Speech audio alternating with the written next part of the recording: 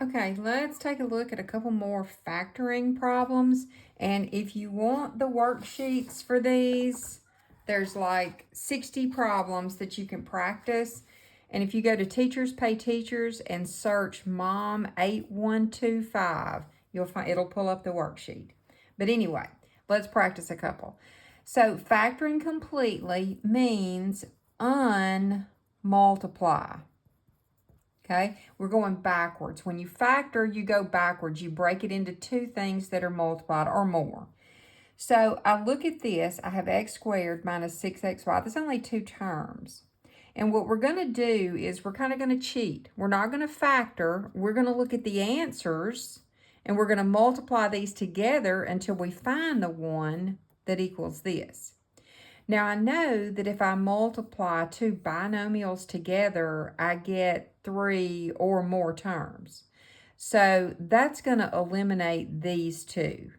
But even if you didn't know that, just realize that you've only got two terms here. So one of these two is going to be more likely. So let's multiply these first and see if we get the right answer. Now, when I multiply this, I'm going to distribute the x in there. X times x is x squared. And x times minus 6y is minus 6xy. And look at there. There's your original. So if you factored this by pulling out the greatest common factor, this is the answer you would get. All right, now let's look at number 2. This one's a little more complicated. We've got 2a squared minus 20ab plus 32b squared. And I'm thinking, I don't know how to factor, so what else can I do? Well, factor means unmultiply. So if I go to my answers and I multiply them, I can just figure out which one gives me the answer. It's not ideal. It's not exactly what you're supposed to do, but it will get you the right answer. So let's go. This one, you have three things multiplied together. Now remember, when you multiply three things together, you're going to multiply the first two together, and then whatever you get, you're going to multiply that times this other thing, this last set of parentheses. A lot of people always want to distribute the 2 into both sets of parentheses, but you don't do that. It's kind of like if I said 2 times 3 times 5. What do? You multiply 2 times 3 and get 6, and then 6 times 5 and get 30. You don't say 2 times 3 and 2 times 5. So it's the same thing here. First, I'm going to multiply 2 times this first set of parentheses, and that's going to give me 2a minus 4b. And then I still have 8a minus 8b. All right?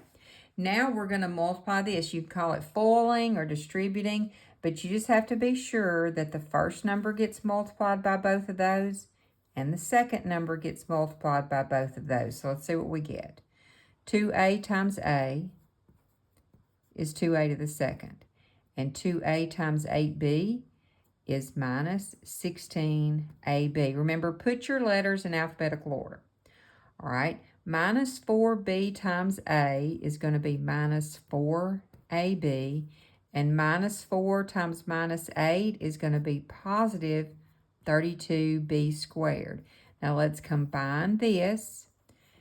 2a squared. All right, negative and negative, you add and keep the sign, 20ab. And remember, when you're adding terms, you don't get exponents. The exponents don't change.